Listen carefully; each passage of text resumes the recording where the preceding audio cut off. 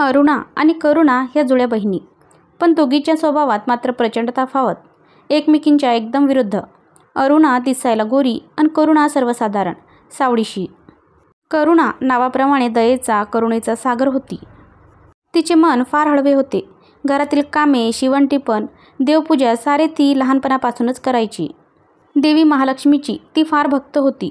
अभ्यासातही करुणाने आपला पहिला नंबर कधी सोडला नाही. अरुणाला मात्र यातील कशातच रस नव्हता. त्या दोघी 5वीला होत्या तेव्हाच त्यांचे वडील दीर्घ आजाराने मरण पावले. घरात होता नव्हता पैसा त्यांना लावला. शेतीचा काही भागही विकला, पण काही उपयोग झाला नाही. आता शेवटी शेतीच्या एका तुकड्यावर भाजीपाला, फुले उगून ती माऊली आपले व आपल्या मुलींचे पालनपोषण करत होती. एक दिवस करुणाची आई आजारी पडली. सर्व भार करुणावर आला. घराची, शेतीची, दुकानाची जबाबदारी तीच सांभाळत होती. अरुणा कुठल्याच कामाला हात लावत नव्हती. डॉक्टरांनी आईला तालुक्याला न्यायला सांगितले.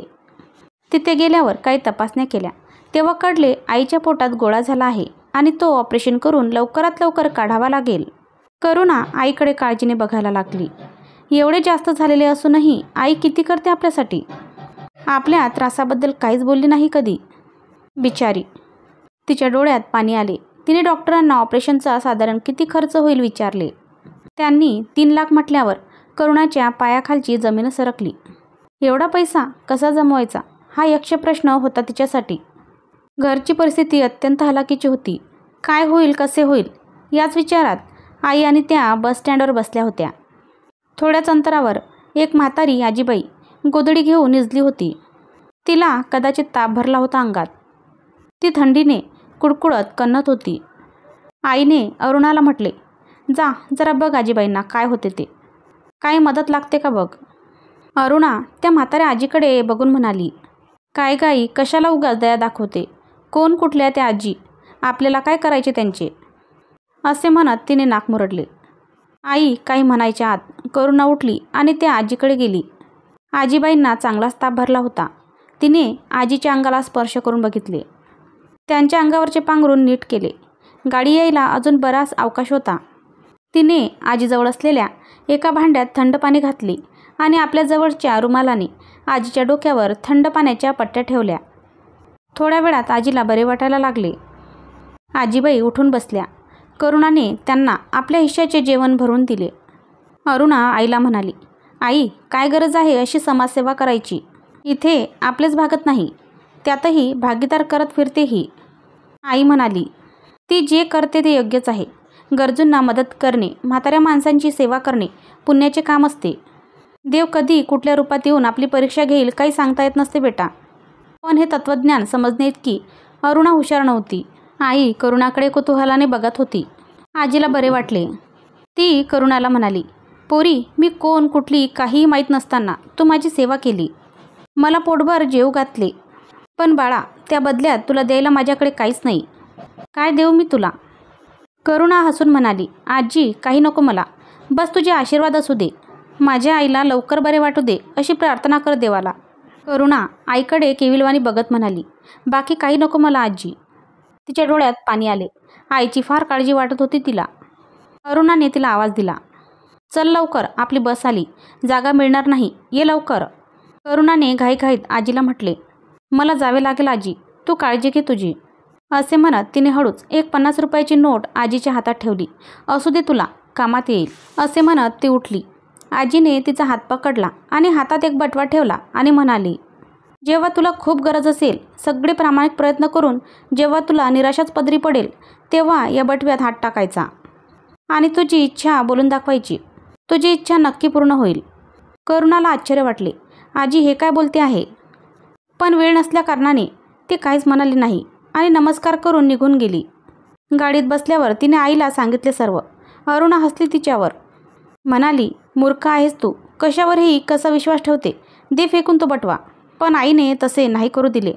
म्हणाली, तो बटवा म्हणजे आशीर्वाद आहे त्या आजीचा, असू देतो. करुणाकडे. आई आणि करुणा पुढे पैसा कसा जमवायचा ऑपरेशनसाठी याचा विचार करत होत्या. घरी येऊन करुणाने व्याजाने पैसा मिळतो का म्हणून तिने सावकाराकडे विचारणा केली. पण त्याने चक्क नकार दिला. कारण शेती आधीच त्याच्याकडे गहाण पडलेली होती. गावात असे कोणीच नाही उरले ज्यांच्याकडे करुणाने पैशाची मदत नाही मागितली. तिला काही सुचत नव्हते काय करावे. इकडे आईची तब्येत दिवसेंदिवस खराब होत होती. आईचे खाणेपिणे बंद झाले होते. सतत पोटात दुखत होते. त्या रात्री आई खूप तळमळत होती. अंगात खूप ताप भरला होता. डॉक्टरांनी केवळ 8 दिवस म्हटले होते आणि आज 10 दिवस झाले होते.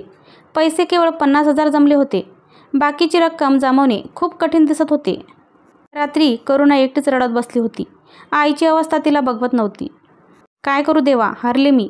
माझ्या आईला तूच वाचव देवा आता, असे म्हणत ती रडत होती. तिला एकदम त्या आजीची आठवण झाली. आजीने म्हटले होते, सर्व प्रामाणिक प्रयत्न करून जेव्हा निराशाच पदरी पडेल तेव्हा या बटव्यात हात टाकून आपली इच्छा बोलायची, ती नक्की पूर्ण होईल. आजीचे हे शब्द तिच्या कानात घुमू लागले. तिने धावत जाऊन तो बटवा ट्रंकमधून आणला. तिचा विश्वास तर नव्हता यावर, पण सगळीकडून ती हताश झाली होती. तिला काहीच कळत नव्हते. निराशा माणसाला कुठल्याही परिस्थितीत नेऊन ठेवू शकते. सत्य असत्याच्या पार जाऊन विचार करायला भाग पडतो मनुष्य. अपयशाच्या भीतीने मनुष्य काहीही करू शकतो हेच खरे आहे. करुणाची अवस्था काही वेगळी नव्हती. भीत तिने त्या बटव्यात हात टाकला आणि आईची परिस्थिती सांगत रडतच 2.5 लाखाची गरज आहे असे सांगितले. आणि लगेच काय चमत्कार, तिच्या हाताला काहीतरी लागले त्या बटव्यात. त्या बटव्यातून पैशाची एक बंडल, एक गड्डी आली, जी बघून करुणा विस्मयकारक त्या पैशांकडे बघत होती. तिचा विश्वास बसत नव्हता. तिने धावत जाऊन आईला उठवले आणि सर्व प्रकार सांगितला. पैसे आईच्या हातावर ठेवले. अरुणा आणि आई डोळे फाडून नुसत्याच कधी त्या पैशांकडे तर कधी करुणाकडे बघत होत्या. अरुणाने तो बटवा तिच्याकडून हिसकावून घेतला. त्यात हात टाकत म्हणाली, मलाही 1 लाख रुपये पाहिजे. एकदा दोनदा कितीतरी वेळ तिने मागितले, पण तिला काहीच मिळाले नाही. आई म्हणाली, ते आजी म्हणजे साक्षात देवी महालक्ष्मीच होत्या बेटा. आपली मदत करायला आल्या होत्या. आपली परीक्षा बघत होत्या देवी महालक्ष्मी. आईने आणि करुणाने लगेच हात जोडले. करुणाने मनोभावाने त्यांची सेवा केली म्हणून तिला हा आशीर्वाद मिळाला आहे. सहज कधीच कोणाला काहीच मिळत नसतं अरुणा. प्रामाणिक मेहनत, प्रामाणिक कष्ट करावे लागतात त्यासाठी. आई, करुणा आणि अरुणाने देवीचे मनोमन आभार मानले.